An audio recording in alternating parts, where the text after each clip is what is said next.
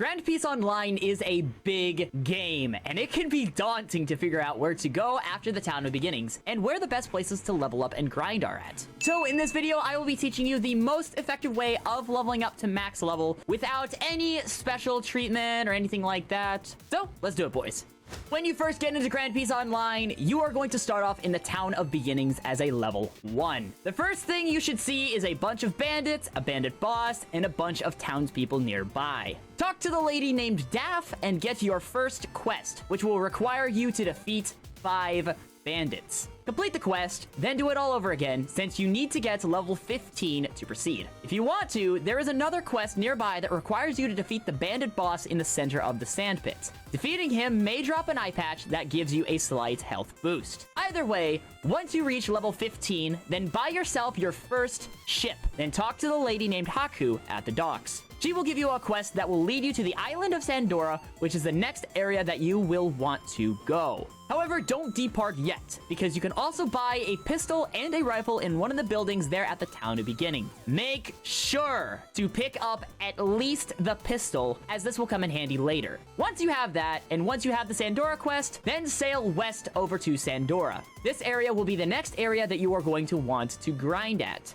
As you are arriving in Sandora, set your spawn at Sandora, complete the delivery quest, and get the bandit quest from the NPC named Noah. There is another quest from an NPC over by a ladder, but don't worry about that one since it's a boss fight. The boss is hard to fight solo, and his drop isn't that good. So, focus on the Desert Bandits for now and the Desert Bandit quest, and once you hit level 25, then talk to the NPC on the beach by the docks. This quest will lead you to the island that has Shells Town. This area has a bit of a difficulty spike from Sandora, but you'll be fine. Once you arrive at Shells Town, set your spawn there and talk to the gentleman called Robert, and get the quest for fighting corrupt marines. Remember, every time you finish a quest, get the quest again, finish it, and just repeat. This is the best way of leveling up. If the corrupted marines aren't giving you enough experience, or you're just impatient, like me, you can travel to the other side of the island and fight the Shells Bandits there. Now, there is the Axe Hand Logan boss fight here, but that fight is hard, and his drop also isn't the best. So sleep on this boss fight as well, at least for now. Nonetheless, fight either the corrupted marines or the Shells Bandits until you reach level 55. Once you get level 55, then get ready to head to the floating restaurant known as Baratier. Baratier is located to the west of Shells Town, so sail west and go to Baratier.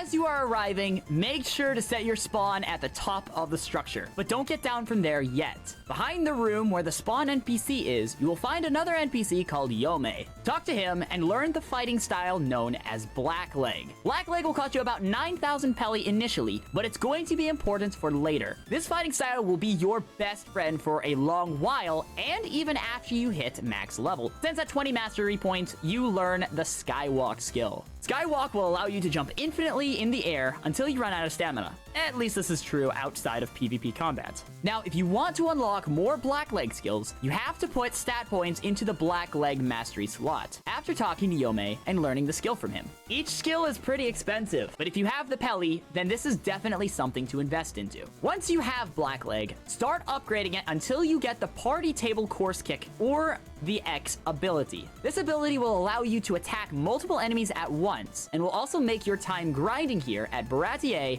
and other areas easier. Once you have that, then farm the Creek Pirates until you hit level 105. Then prepare to disembark once more.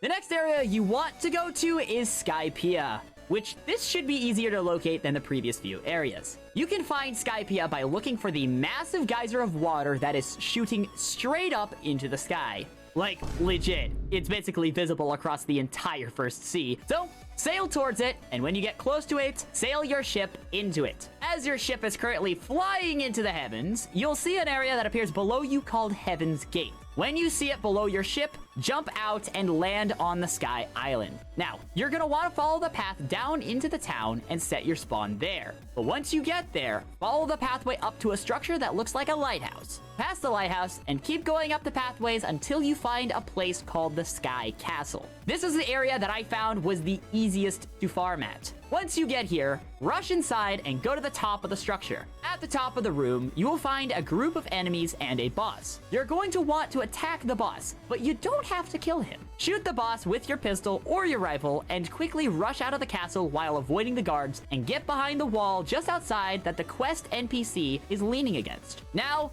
get the quest, kill the guards, and repeat steps 1 and 2. You only need to aggro the boss once, so don't worry about going back in. Do that until you are level 160 at least, then get ready to depart Gravitos Fort. It's not a bad idea to get the Eternal Pose for this island, as the Thunder God boss is here. So if you have the Pelly to spare, then pick it up.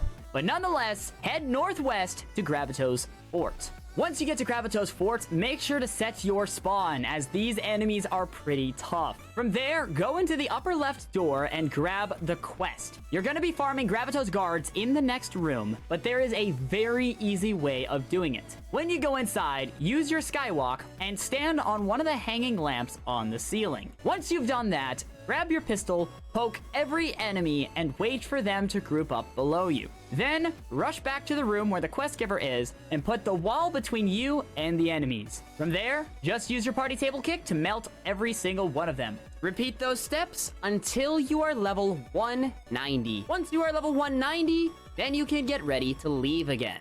At level 190, you are going to want to head east, north, east. You are going to find a cave there known as Fishman Cave, and you are going to want to buy the bubble that is available there, because you're going to have to dive down to the depths of the cave to find a portal. When you find the portal, go through it, and you will be teleported to Fishman Island. At Fishman Island, there are enemies off to the left that are available for fighting, and also a quest available for completing. I think you know where this is going. Grab the quest, jump up on the rock ledge that is nearby, and aggro all the enemies towards you. If at this moment you have Demon Step, you can use the Z move to melt the enemies below you. However, using the same strat that you were using since Baratier is the way to go. Get the quest, aggro the enemies, melt said enemies, and repeat that until you hit level 325. Once you hit level 325, you have a choice. You can either stay here at Fishman Island and keep grinding until max, or you can go and do some Sea Beast farming. Personally, I went and did Sea Beast farming since it not only maxed me out, but it also allowed me to get some OP loot early.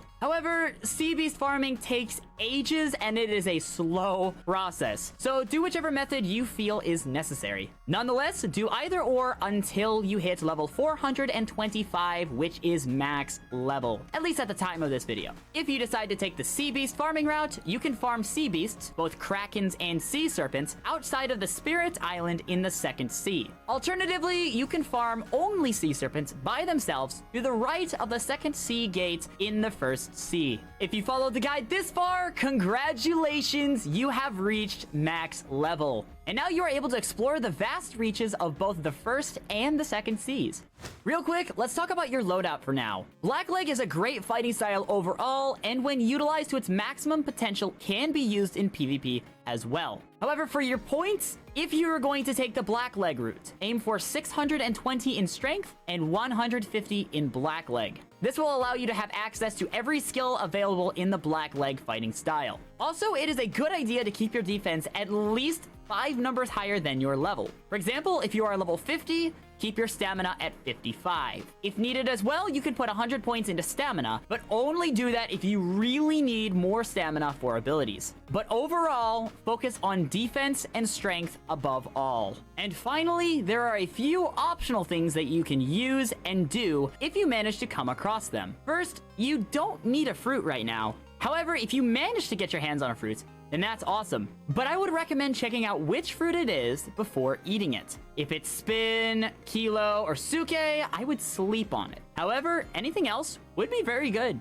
especially if you get your hands on Bamu Bamu. I was lucky enough to get a Bamu Bamu for grinding, so if you can get a Bamu Bamu, then do it. However, I do have to warn you, if you do get Bamu Bamu and you eat it, just be advised, getting to Fishman Island is going to be a bit of a nightmare. If you are going to be using Bamu Bamu, however, only put 85 points into your Devil Fruit skill. Nonetheless though, ladies and gentlemen, if you guys enjoyed this video, then make sure to click on one of the videos that you see on screen right now. But without further ado, ladies and gentlemen, that's the end. Thanks for watching, and remember my salty crew, don't get salty, you.